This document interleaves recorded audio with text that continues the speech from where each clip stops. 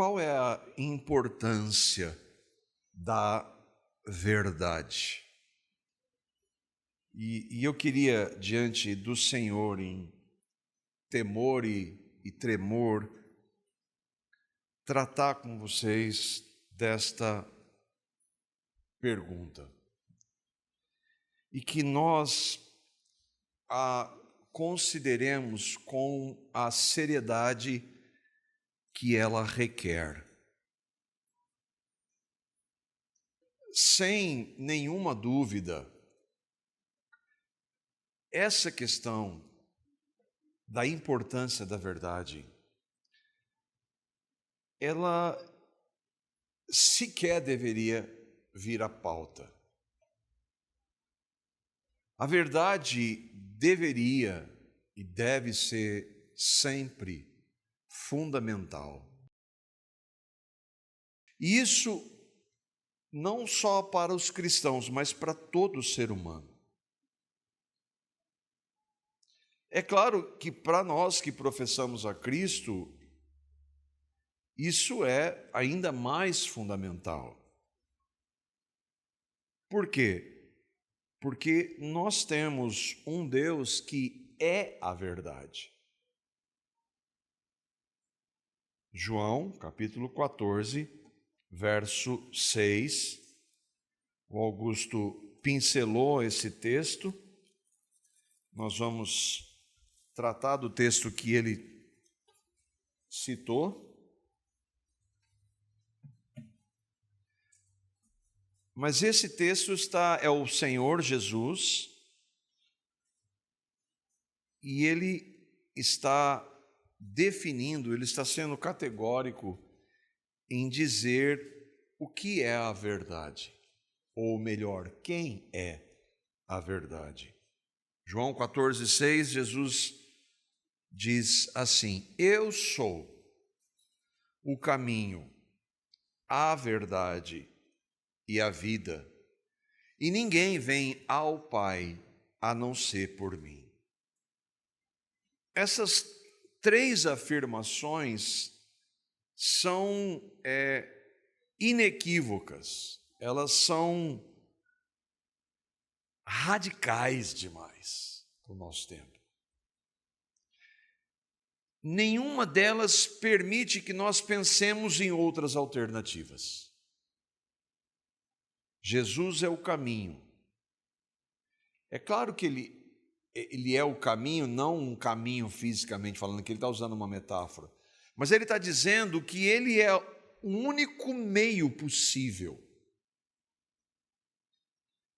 Não existe, nunca houve nenhuma outra possibilidade de que o homem pudesse chegar a Deus através de qualquer forma que nós tentemos, que não fosse Cristo. Mas e antes de Jesus? Antes de Jesus, ele já foi anunciado como o caminho. É claro que no Novo Testamento nós temos a clareza disso. Mas quando você lê o Antigo Testamento à luz do Novo Testamento, você vai ver que ele foi anunciado desde o início. Nós tratamos recentemente que, aliás, ele já foi anunciado antes de existir tudo. Mas desconsideremos isso. Ele é anunciado exatamente no momento em que o homem peca. Não é que Deus deu leis para a gente tentar obedecer, não deu certo, vou mandar Jesus. Não, ele já falou, o caminho será o meu filho, o filho da mulher. Aquele que simboliza quando Jesus cobre, o próprio Deus cobre o pecado de Adão e Eva, que eles estavam nus e colocaram roupas naturais que eles mesmos produziram, e quando ele os cobre com peles, ali é um sacrifício. E nós sabemos que no Antigo Testamento há inúmeros sacrifícios que apontam para o sacrifício de Cristo. Então, em toda a Bíblia, essa verdade de que Cristo é o único caminho. Então, não existe, nunca houve nenhuma outra possibilidade fora de Cristo. O que impressiona é que essa verdade, que sempre foi fundamental para a igreja, muitos pastores hoje estão negociando, relativizando. O que Jesus disse, qualquer pessoa entende que, quando ele é a verdade, não existe mais nenhuma outra possibilidade. Se ele é a verdade, tudo que se oferece para caminho para Deus é falso, é mentira. Por isso que ele é a verdade.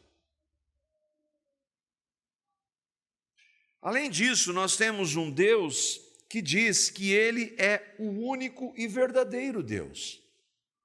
1 Crônicas, capítulo 17, verso 20. Obviamente, há outros textos que afirmam isso, nós não vamos ler todos, mas eu quero trazer alguns que atestam esta base. 1 Crônicas 17, 20, diz assim: Senhor, ninguém é semelhante a ti, e não há Deus fora de ti. Mas espera aí, e o contexto dos inúmeros deuses? Você sabia que na Índia eles adoram milhões de deuses? Mas e todos os milhões de deuses? Todos os milhões de deuses são falsos. E Alá? Falso. E o Deus do Espiritismo? Falso. Dos Testemunhos de Jeová? Falso. Mormons? Falso. Só há um Deus verdadeiro. E qualquer outro Deus que esteja sendo proposto e que tenha sido proposto na história, só há um Deus verdadeiro, o Deus da Bíblia. O Deus das Escrituras. Não há outro, a Bíblia é clara. Domingo passado foi o Dia Nacional do Combate à Intolerância Religiosa. Na realidade, essa proposta, ela quer fazer o quê? Calar a igreja. É isso que quer. É uma linguagem, aliás, é interessante que a tolerância tem que haver tolerância só do lado de cá para lá, de lá para cá não tem. Que não se pode criticar. Então, uma afirmação como essa é intolerante. Você está dizendo que o Deus, por exemplo, que tem tido um certo privilégio das religiões afro é falso? Não sou eu, é Deus que está dizendo. É falso. É falso. Todos eles são falsos. Não sou eu. Mas isso é intolerante. Mas quem está sendo intolerante é Deus. Não há outro.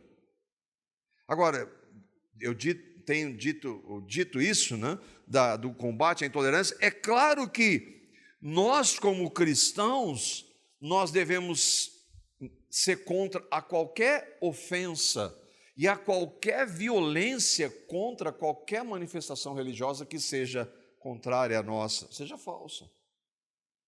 Não é por força nem por violência, mas é pelo Espírito de Deus.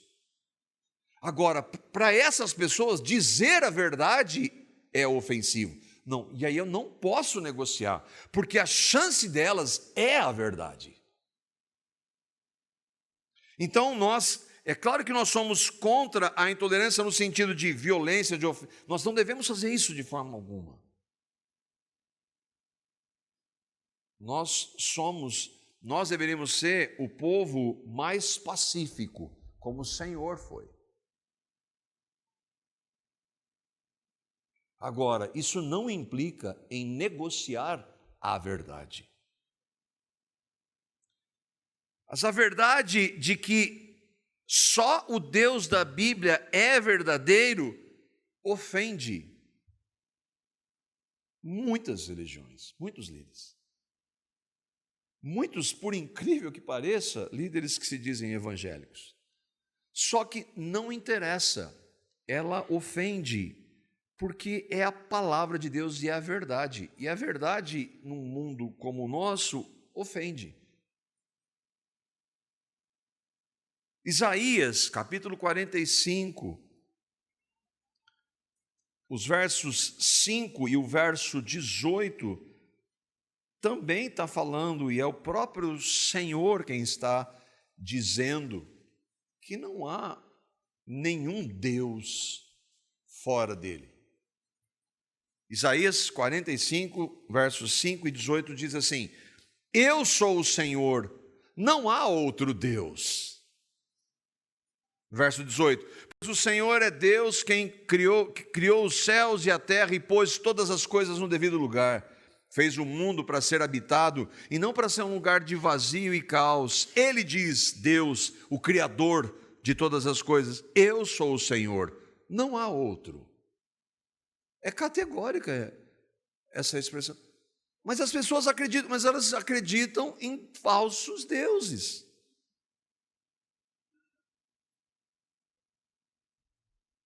Além disso, o Deus verdadeiro diz que só há uma fonte verdadeira para saber quem Ele é, que é a palavra. Você entende que se nós formos levarmos ao pé da letra, e nós devemos levar ao pé da letra quando a Bíblia é escrita nesse sentido, isso nos torna extremamente intolerantes. Mas é o que Deus diz. E outra, quando eu e vocês tentamos ser tolerantes negociando a verdade, nós não estamos sendo. Nós estamos nos vendendo. Você não vai ganhar ninguém para Cristo negociando a verdade. Mas tem pastor querendo fazer isso. O Salmo 119, verso 142, o Salmo da Palavra, diz assim: a tua justiça é justiça eterna, a tua lei, e no contexto do Antigo Testamento a Bíblia é a verdade, a tua palavra é a verdade, que é o próximo texto que o Augusto trouxe, João 17, e olhe que é a palavra encarnada, o verbo que se fez carne, que está dizendo que a palavra escrita é a verdade. Santifica-os na tua verdade, ou na verdade, a tua palavra, a Bíblia é a verdade. Mas não é Jesus, é claro que é, mas ele é a manifestação da palavra escrita. Ele é o verbo na Revista Atualizada, ou a palavra na NVI, que se fez carne. Não há diferença, mas hoje há pastores querendo fazer distinção entre a palavra escrita e o verbo. Não dá, por quê? Porque a palavra escrita foi inspirada pelo Espírito Santo, que é Deus como a palavra encarnada. Sim, para um mundo relativista como o nosso, onde a sua verdade não é a minha, que aliás, se você parar para pensar nisso, é tão absurdo isso. Ninguém vive, nem o maior defensor do relativismo vive de acordo com o que ele defende. Ninguém vive assim. O reverendo Augusto Nicodemos estava falando do dia, pega um relativista, ele tem um salário que ele recebe todo mês, e o salário dele está lá e tal, é X. E aí naquele dia, no final do mês, ele vai dizer, estou aqui, estou dando metade do valor. Não, mas o meu salário é R$5.000, não, vou dar 2.500. Mas o meu, não, mas por que que é? Isso é relativo. Ninguém vive assim. Só que essa balela que é anunciada é absurda. Muita gente compra. Mas como a verdade da palavra de Deus diz em 2 Coríntios capítulo 13, verso 8, 2 Coríntios capítulo 13, verso 8, mesmo que os relativistas que não vivem de acordo com o que eles pregam, ninguém vive, defendam isso, Paulo é categórico em dizer que nós nada podemos contra a verdade, senão pela verdade. O mundo odeia a verdade, mas os regenerados precisam anunciar a verdade, mesmo que o mundo a rejeite. Mesmo que todo mundo rejeite a verdade, ela não vai deixar de ser verdade. A verdade não se adequa. Ela é a única chance do mundo. E quando Paulo, em Gálatas capítulo 4, versículo 16, está corrigindo os cristãos da Galácia que eles estavam sendo levados pelo relativismo da religiosidade judaica, ele não vai, vamos deixar um pouquinho de judaísmo, não tem problema não, deixa um pouquinho. Não, ele confronta com a verdade. E aí ele faz essa pergunta sensacional. Gálatas capítulo 4, verso 16, depois de confrontar com a verdade a mentira que eles estavam acreditando, ele diz: eu me fiz inimigo de vocês porque eu estou dizendo a verdade? Se eu negociar a verdade é que eu sou seu inimigo. Se eu abrir mão da verdade é que eu não estou amando.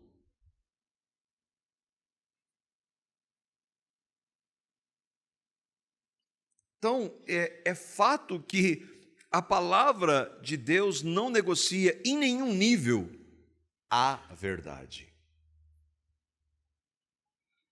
Além disso, a verdade da Escritura é clara em afirmar a origem da mentira. Não tem meio termo. Meia verdade, meia mentira. Meia verdade é mentira, meia mentira é mentira. E o ponto que eu quero que nós reflitamos aqui, a realidade da verdade se aplica a qualquer nível de relacionamento, e nós vamos ver um pouco disso, mas um fato que eu quero que nós compreendamos é que, especialmente em relação à fé, jamais nós podemos negociar a verdade. João capítulo 8, versículos 44 a 45, e aqui impressiona, porque Jesus ele não está falando para assassinos, Jesus não está falando para prostitutas, para pedófilos, para ladrões, ele está falando para religiosos. O que ele está dizendo aqui é para gente que, do ponto de vista, e do nosso conceito então, não, mas eles são fiéis naquilo que eles acreditam. Eles seguem a sua religiosidade. Quem é você para julgar? Mas olha o que Jesus disse para um grupo de religiosos. Lembra, eles não são criminosos. Jesus não está falando para criminoso, está falando para gente que era muito benquista na sociedade. Olha o que ele diz para os religiosos que rejeitavam a verdade. João 8, 44, 45. Vós sois do diabo. Já chega para religioso. Vós sois do diabo. E recentemente, alguém, quando falou, se referia a religiões afro, e o que acontece lá é do diabo, e é do diabo. Isso é intolerância religiosa. Mas é. Eu não estou ofendendo, eu estou dizendo a verdade. Eu não vou lá entrar no ambiente dele, mas o que eles estão praticando é de demônios.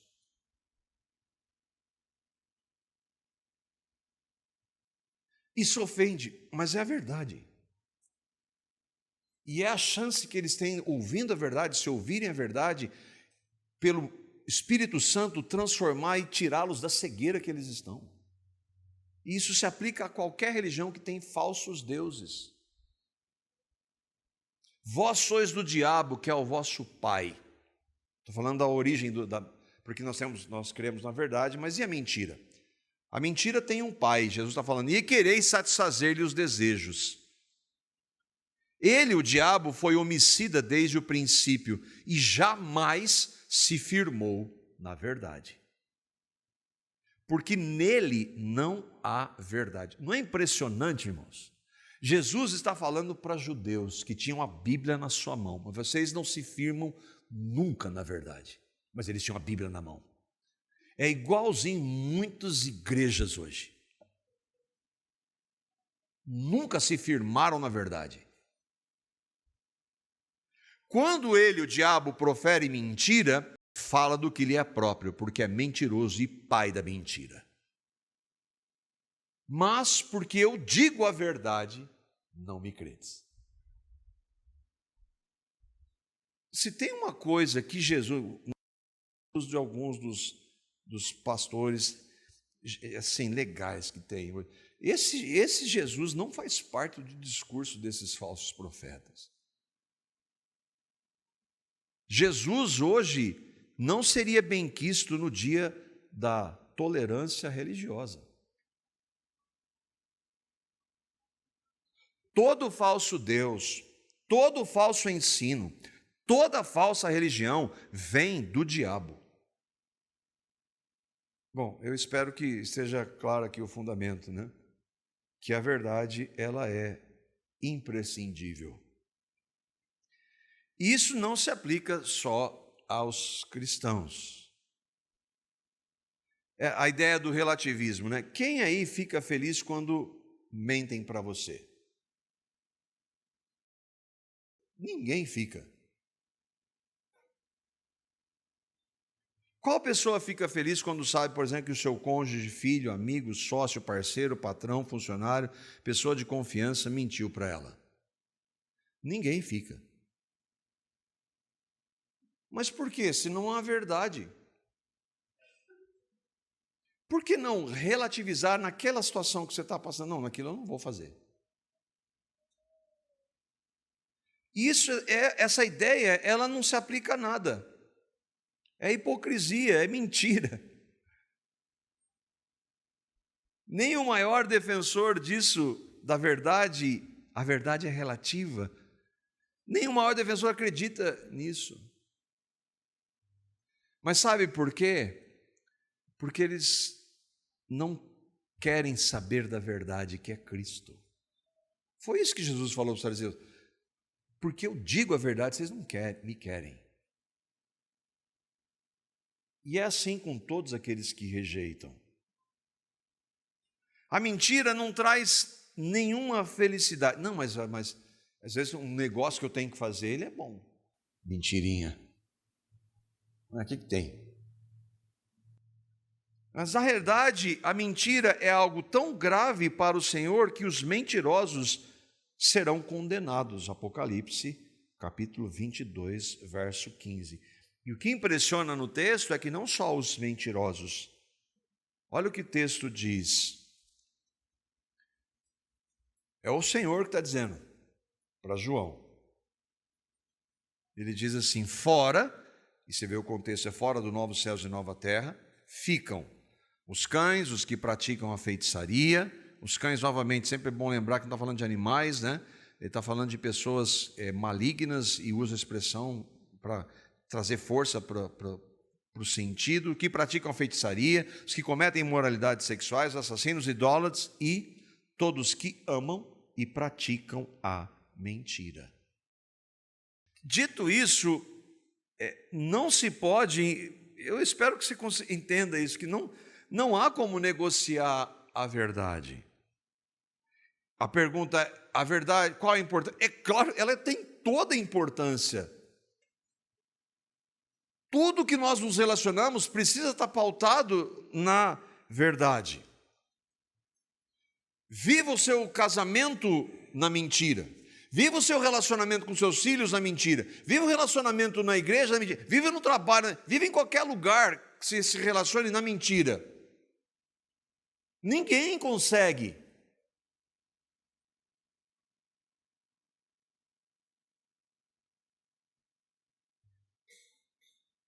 E isso, então, se para qualquer nível de relacionamento nós precisamos da verdade, o que dirá nas questões eternas, relacionadas à religiosidade e à fé?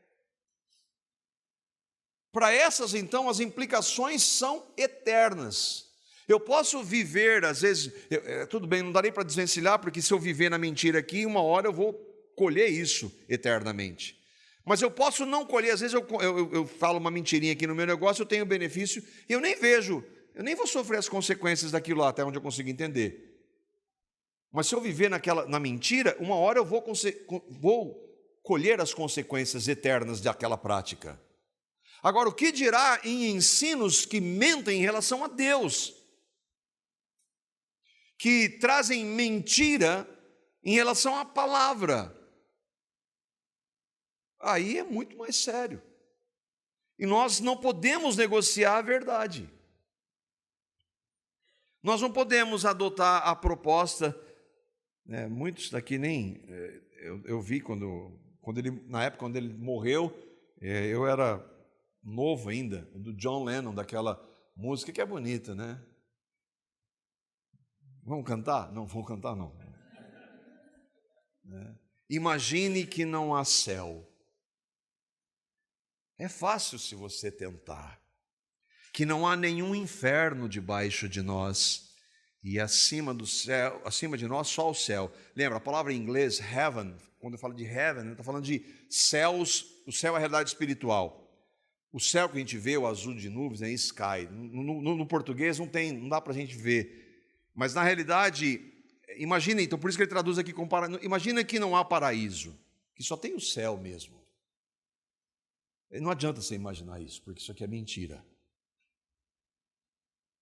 Ah, mas não é bonito? Não seria maravilhoso? Não, seria um caos pior do que a gente vive hoje. Então, isso é relativismo. Tudo isso aqui que canta e que milhões cantaram é a maior balela. É mentira. Mas alguns vão perguntar, mas por que vocês consideram tanto a questão de doutrina, de ensinamentos? O importante é acreditar em Deus. Você já ouviu falar? O importante é ter uma religião. Não, eu com Deus eu estou bem. É com qual Deus você está bem? Se não é o da Escritura, se não é Jesus, então aí você está bem, mas não é com Deus. E para que discutir crenças? Causar divisões, para que briga religiosa? A história está cheia de guerras por causa da religião. Mas por causa da genuína fé em Cristo, não. Por causa de falsas religiões em nome de Jesus, sim. Mas por causa da fé, não. Da verdadeira, não. Olha para a Bíblia. Olha para o Novo Testamento. Quantos dos apóstolos fizeram guerra, mataram por causa... Ainda que Pedro quis fazer isso. Mas Jesus o corrigiu. Quantos deles se entregaram? Não, eles morreram. A história está cheia de gente. E hoje nós temos irmãos morrendo, porque são intolerantes, morrendo. Eles entregam a sua vida. Eles não amam a sua própria vida. Por amor ao Evangelho. Não seria melhor se cada um vivesse, sabe, em paz, cada um na sua, sem afetar os outros? Né? Afinal, futebol, política e religião não se discute. Para que essa discussão? Pensamentos como esse, eles parecem assim, piedosos, amorosos. Não tem nada de piedade, não tem nada de amor. É mesmo, eu estou querendo pular naquele buraco lá, eu vou morrer. O que tem, né? Você quer pular, o outro não quer, pula lá. Isso não tem nada de piedade. As pessoas estão indo para o inferno com esse discurso e a gente não pode falar nada, porque ofende. Não, ofende o quê? Há um problema central com esses pensamentos. E qual é? Eles são mentira. Eles são falsos. É de acordo com quem? É de acordo com Deus, que a gente acabou de ver. De acordo com Deus, que é a verdade, que não negocia a verdade e que odeia a mentira, que tem por pai o diabo, todas essas ideias e propostas são falsas. Muitos vão criticar a compreensão reformada das Escrituras, dizendo que para os reformados, Deus criou robôs, né? Que o homem não responde, não, é tudo robô. Isso é um espantalho de gente que pinta e quer distorcer a compreensão da palavra. Dizendo, a doutrina da eleição é injusta, porque Deus não dá a opção de escolha. Nós não cremos em nada disso. Romanos capítulo 1, por exemplo, mostra de maneira categórica que o homem rejeita a Deus. O homem, todo ser humano, nasce rejeitando a Deus. Você pode dar a chance, e nós damos a chance, mas ele não vai querer. Ele não quer. Paulo resume, quando ele diz, não há ninguém que busque a Deus, quem sobra? Se não há ninguém, quem sobra? Mas e elas fazem por quê? Porque elas querem. A humanidade não quer a Deus. Se eu e vocês hoje queremos, saibamos, não foi a nossa iniciativa. Deus mudou. Então essa ideia de criar robô, isso é uma bobagem. Deus criou seres que fazem escolhas, mas por causa do pecado, a escolha dos seres que Deus criou por causa do pecado é: eu não quero Deus. Mas e as falsas, e as religiões que a pessoa ela acredita naquela religião, ela está rejeitando a Deus. Leia Romanos, leia umas 100 vezes, capítulo 1, até você entender. A idolatria e falsos deuses, eles não conhecem, então eles estão buscando com sinceridade. Não, eles estão dizendo, eu rejeito a Deus, eu invento o meu. Então essa ideia de que o homem não é responsável, nós nunca falamos isso. O homem é absolutamente responsável. Você, se morrer rejeitando a Cristo, você vai morrer e ir para o inferno porque rejeitou o Evangelho. Agora, se você crer, saiba, porque não foi você que um dia você pensou, entendeu, não, você não buscava. Deus fez com que você o buscasse. Em sua graça, amor e misericórdia, não tinha nada em você. Olha o texto de 2 Tessalonicenses para mostrar que aqueles que são condenados porque rejeitam a verdade. 2 Tessalonicenses, capítulo 2, versos 9 a 12. Paulo está falando do anticristo aqui. E é interessante que escatologia, existem irmãos que pensam diferente em escatologia, algumas linhas diferentes, mas todos concordam que Paulo está falando do anticristo aqui, todos que estudam escatologia.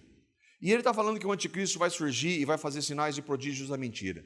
Ele vai fazer milagres, as pessoas vão segui-lo, que ele vai fazer falsos milagres, mas falsos milagres tão poderosos e inexplicáveis que as pessoas vão segui-lo.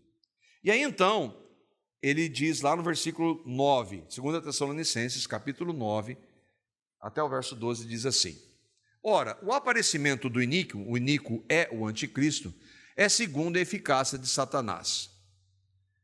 Olha como ele age. Ele age com todo o poder, sinais e prodígios, mas da mentira. O anticristo vai ser possuído por Satanás. E Satanás tem poder? Tem. Da mentira. Mas a mentira engana? O mundo inteiro está na mentira. E com todo o engano vem de mentira, de injustiça, aos que perecem. Os crentes não perecem. Por que eles perecem? Porque eles não acolheram o amor da verdade para serem salvos. Então está claro aqui a responsabilidade? Por que eles vão perecer? Por que eles acreditam na mentira? Porque eles não acolheram o amor à verdade que poderia salvá-los. Então eles são responsáveis? É claro que são. Por essa razão, como se não bastasse o anticristo agir no poder de Satanás, com sinais e prodígios da mentira, Deus vai ajudá-lo. Deus vai dar uma mãozinha para Satanás. Por essa razão, Deus lhe envia um poder sedutor, a fim de que creiam na mentira. Rejeitou a verdade? Então eu vou caprichar para que vocês se afundem na mentira. Deus vai fazer isso. Por quê? Porque rejeitaram o amor à verdade. E aí, olha o verso de novo, verso 12. E sejam condenados todos os que não creram na verdade, mas tiveram prazer no pecado. Então o homem responsável? É claro que é. O texto é claro e vários outros. Quando alguém rejeita a verdade, ele está rejeitando de maneira decisiva. Ele tem consciência daquilo. Ele era tadinho, eu não sabia. Não, ele tem consciência de que ele está rejeitando a verdade. Muitos com isso vão acusar, mas as inúmeras divergências dentro do cristianismo, e infelizmente esse é um argumento que tem sua razão de ser. Nós estamos aqui defendendo a verdade e, por consequência, nos posicionando contra qualquer expressão de mentira. Mas existem mentiras e ensinos falsos que cristãos professos defendem. E muitos. E agora? Bom, o princípio de que eu e vocês temos que examinar é o que conta. Hoje falou de Jesus, glória a Deus, aleluia, amém, Jesus. Irmão, que irmão? Não sei, eu não sei quem ele é, eu não sei o que ele crê. Tempos atrás veio alguém aqui, eu até comentei isso, né? E acabou a pregação. Impressionante que eu tinha falado de falsos ensinos. Eu fiquei falando 1 hora, e aquele pessoa, ele ficou ouvindo 1 hora para vir aqui pedir uma palavra que ele queria falar, que Deus tinha falado para ele. Eu falei assim, você não entendeu o que eu falei. Eu falei disso, você não vai falar aqui. Eu não sei quem você é.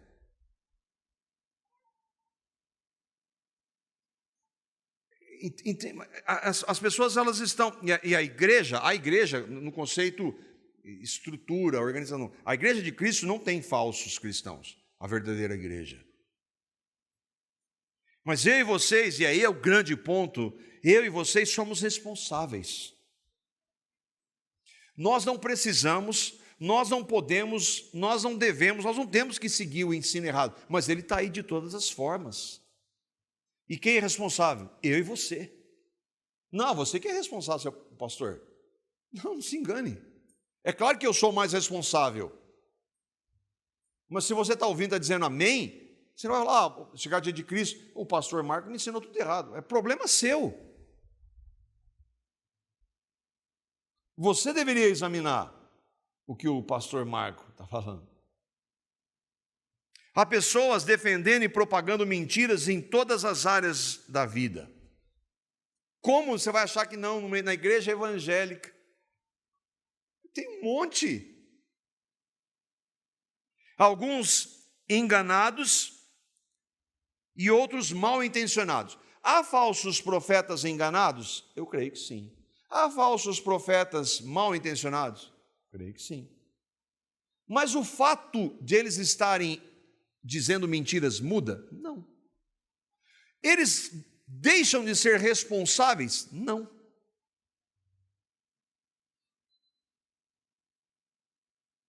Cada um de nós é responsável em acolher ou não a verdade. Olha o que Paulo vai dizer para um pastor Timóteo, capítulo 4 de 2 Timóteo. E ele está orientando a Timóteo como ele, Timóteo, e isso é para nós, obviamente, nós não vamos dar ouvido à mentira, a falsos ensinos. Ele diz assim, 2 Timóteo 4, 1-4, conjuro-te perante Deus e Cristo Jesus que há de julgar vivos e mortos pela sua manifestação e pelo seu reino. Paulo está escrevendo para Timóteo, Timóteo, eu estou te alertando. Eu estou diante de Deus fazendo com que você pense. Eu quero que você reflita. Não diante de mim, do seu pai na fé, mas de Deus e Cristo que vai julgar vivos e mortos quando Ele voltar. O que, Paulo, que você quer que eu tenha atenção? A sua expressão está dizendo que é muito sério. Então, o que eu tenho que fazer, Paulo? Ele diz, prega a palavra. Prega a palavra. Qual palavra?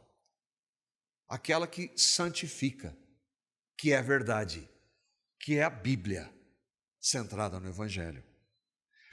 E quando que eu prego, Paulo? Insta, quer seja oportuno, quer não, corrige, repreende, exorta com toda longanimidade e doutrina. Faça isso, Timóteo. Quando? A toda hora. Não negocie a palavra, pregue a palavra, pregue a palavra. Por quê, Paulo? Porque, Timóteo, vai ter um tempo em que não suportarão ouvir a verdade. E esse tempo, é claro, é desde Cristo, quando eu falo em outros textos que Paulo fala, inclusive para Timóteo, nos últimos dias, é o dia, desde a primeira vinda de Cristo até nós, em que não suportarão a sã doutrina. Pelo contrário, essas pessoas que não vão suportar a sã doutrina, como os fariseus que rejeitavam a verdade, elas vão cercar-se de mestres segundo as suas próprias cobiças, como que sentindo coceira nos ouvidos. Você sabe aquela, às vezes tem uma coceira no ouvido? É gostoso com aquela coceirinha assim, né? Não vai trazer benefício nenhum, mas ele fica coçando. Eles vão juntar pessoas para pregar o que eles querem ouvir. Agora, olha só, essas tadinho, né? Ele está ouvindo da mentira, ele está enganado. Não, essas pessoas não suportam a sã doutrina e eles juntam pessoas que mentem para elas e elas gostam de ouvir. Irmãos, eu estou inventando alguma coisa, é isso que o texto diz. E eles se recusarão a dar ouvidos ao quê? À verdade. Entregando-se a fábulas, historinhas de falsos profetas que pregam um monte de baboseira, de bobagem, e um monte de gente falando amém para coisas absurdas, que não tem base na palavra, quem tem que pregar, o pregador tem que pregar o quê? A palavra. Há pessoas que se recusam a dar ouvidos à verdade.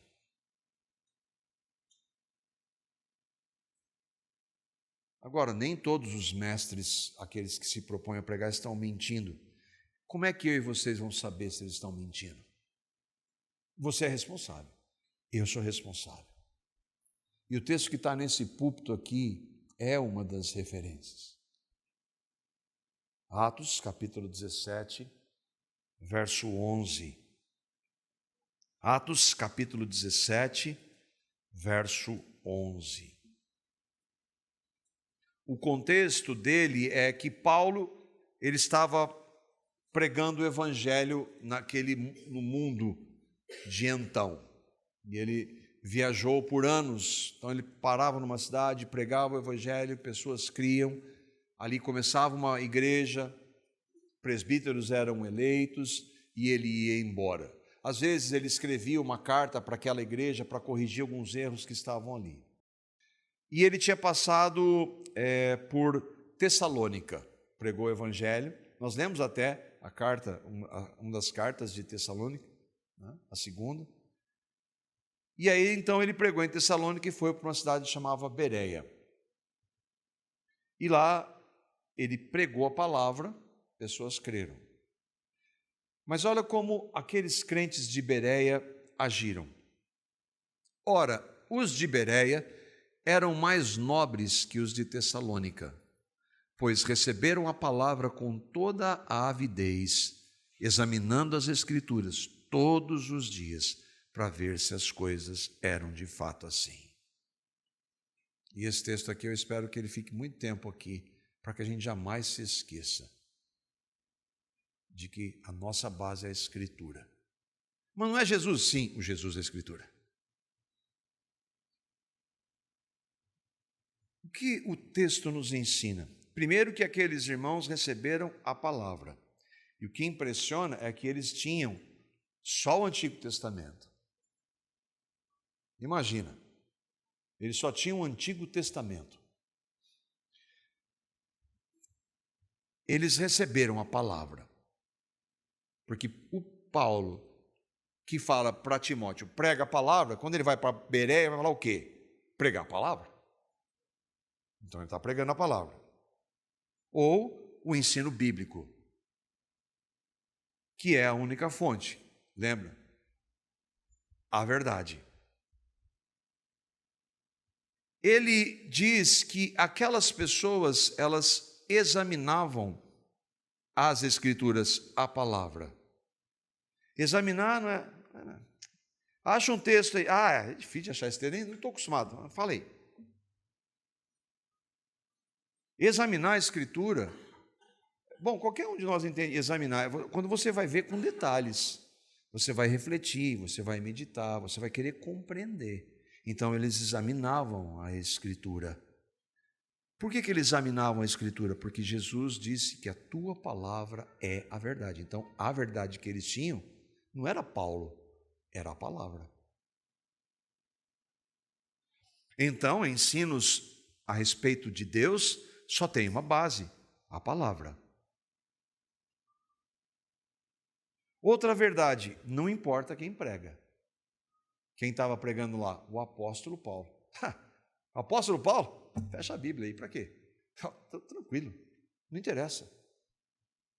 Pode ser o Bispo Macedo, muito mais conhecido. Pode ser Reverendo Flávio Canavês. Pode ser pastor Alexandre Bornelli, pode ser pastor Marcos, pode ser qualquer um. Não interessa. Se ele falar qualquer coisa, opa, olha aí, seu Paulo, isso aí não está na Escritura não, hein? Mas eu sou apóstolo Paulo, e daí? Se você, como ele era um verdadeiro apóstolo, ele pregava a Escritura. O que me impressiona também é que Paulo não fica bravo com isso. Não é maravilhoso? Ele elogia aqueles homens. Vocês estão querendo me questionar? Eu sou Paulo, gente. Para que ficar examinando aí? Fica tranquilo. Que maravilha, irmãos. Vocês estão examinando na Escritura. Jesus falou, João escreve, que bom que é saber que os meus irmãos andam na verdade. Que alegria saber que vocês estão examinando a Escritura. Ele compara com os tessalônicos acreditaram muito mais em mim. Os de Bereia, não, eu quero saber se o que Paulo está dizendo está de acordo com a Escritura. Eles estavam examinando o apóstolo Paulo. Eu queria fazer um parênteses. Essa semana, a semana passada, nós ficamos sabendo de um caso muito triste, de um pastor reformado, que eu já ouvi, um homem centrado na palavra, e que, infelizmente, o ano passado, uma avó entrou numa mensagem lá, conversou com ele, numa live, e ela disse assim, o meu neto, eu não sei como é que funciona lá, porque essa questão de transgênero, às vezes um homem que quer dizer que é mulher e age como homem, não sei, né? O fato é que ele disse assim, vó, eu vou casar, eu quero casar com o meu marido, ele era homem. Eu queria que você fosse. E a avó pergunta para ele, e aí, eu devo ir? E aí ele disse assim, ele sabe que você crê? Mas é claro que ele sabe. Então, você vai demonstrar amor indo e dando um presente, inclusive. O que aconteceu? Bom, primeiro, que se tem uma coisa que ela não estaria fazendo é demonstrar amor pelo neto. Ela estaria avalizando algo que aquela prática levaria o neto, sem se arrepender, para o inferno. Ela está celebrando o que não é casamento. Casamento é entre homem e mulher. Então, não use essa palavra para isso. A união entre pessoas do mesmo sexo é abominação diante de Deus, é pecado. Não se celebra. Mostra que é pecado e apresenta o Evangelho. Então, ela não estava fazendo isso. E aquele pastor reformado falou para ela. O que aconteceu? Esse áudio tomou uma proporção gigante nos Estados Unidos e muitos homens de Deus que andaram com ele começaram a falar que ele deveria reconhecer que ele estava errado. Mas, infelizmente, o que ele fez foi pregar para a igreja e afirmar o que ele fez. Não há nenhuma base para a justificativa que ele fez, para o ato que ele fez como um pastor. E por que eu estou dizendo isso? Porque nós temos que examinar qualquer um, até um grande pregador reformado. Pode ser quem for, porque todos erram.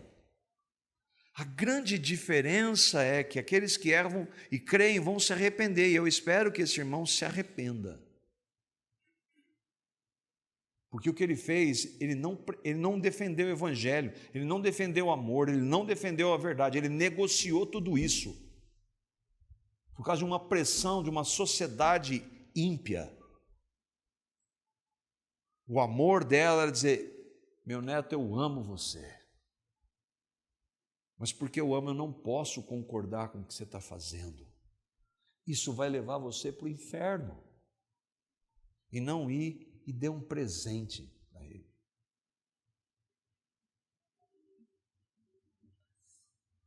O exame deve ser feito para qualquer um. Irmãos, isso não é esse discurso, não. Esse exame precisa começar conosco aqui. Quando o Alexandre vem pregar, quando o Flávio vem pregar, quando o Danilo vem pregar, não interessa. Eu quero saber se o que eles estão falando está de acordo com a palavra. E o mesmo deve ser conosco, e cada um de nós. E às vezes nós erramos, às vezes eu faço uma colocação errada, meu irmão, você falou, é verdade, aqui estou errado, vou corrigir, vou falar com os irmãos. A gente já fez isso. E isso é manifestar Cristo. Mas o exame deve ser feito de que forma? Todos os dias. Agora, não examine todos os dias. Você vai daqui a pouco estar falando amém para um grande pregador. Mas o que ele disse não é verdade, mas está falando amém, porque você não tem referência para questionar se o que ele está dizendo é verdade ou não. Irmãos, mas isso é muito crítico. Não, a verdade não pode ser negociada. E a verdade é a expressão de amor. Verdade é a expressão de amor. A mentira nunca vai ser expressão de amor. Nunca. Mesmo, mas vai ofender. Diga a verdade em amor. O que nós poderíamos aplicar disso? Primeiro, quem é Deus? É o Deus da Bíblia. Qualquer coisa que vier fora do Deus trino das Escrituras, rejeite, é falso, é mentira, mesmo que venha com uma roupagem bela. Quem nós somos? Nós somos criados, sim, fomos criados por Deus, a imagem e semelhança dele, sem pecado, mas o pecado nos afetou. Nós nascemos em pecado, somos pecadores, não buscamos a Deus, não queremos a Deus, e Deus precisa agir por meio do Evangelho para que nós o busquemos. Essa é a nossa realidade, nós somos pecadores. Você não é uma boa pessoa. Você não é bonzinho. E você não há nenhum bom, nenhum sequer. Nós somos pecadores e que precisamos do Evangelho. É possível conhecer Deus? Sim. É possível saber da existência de Deus pelas coisas que foram criadas, mas conhecê-lo pessoalmente só por meio da Bíblia. Não tem outra alternativa. Não existe outra alternativa. É só por meio da Escritura. Todos os caminhos levam a Deus? É claro que não. Eu sou o caminho, Jesus disse. Só Ele é o caminho. E há muitos que querem Jesus mais alguma coisa. Não, é só Ele. E como podemos conhecê-lo? A Bíblia estabelece um único meio, que é Cristo. E é o que Ele fez, que é o Evangelho. E você precisa crer no Evangelho. O Evangelho, a expressão Evangelho no grego é uma boa notícia. Uma boa notícia para nós que não somos pecadores. Mas Deus amou pecadores como nós, que nós tínhamos um pai, o diabo, que vivíamos na mentira, mas Ele nos amou mesmo assim. E Ele amou tanto o Pai que deu o seu Filho. E Ele deu o seu Filho para morrer na cruz por pecadores. Todos vão ser salvos? Não, todos aqueles que creem em Cristo, que o recebem, que creem que naquela cruz, quando Ele morreu há 2000 anos, Ele nos fez morrer nele. E quando Ele ressuscitou, Ele nos deu uma nova vida. E aqueles que creem, se arrependem dos seus pecados e colocam a sua fé em Cristo, que é a fé dada por Ele, e creem no Evangelho, aí nós podemos conhecê-lo. Essa é a única forma. Se eu e vocês recebemos a Cristo, crermos no que Ele fez, quando Ele morreu por nós e nos fez morrer, e na sua ressurreição nos deu uma nova vida, então nós podemos agora andar na verdade, só assim. Então, para que eu e vocês possamos andar na verdade, só por meio do Evangelho. Você crê no Evangelho? Tem certeza? Eu não posso convencer ninguém, nenhum homem pode. Mas a minha oração é que cada um de vocês aqui creia em Cristo, que o receba como Salvador do Senhor de suas vidas, se arrependa de seus pecados. E a partir dessa nova vida, ande na verdade para a glória dele.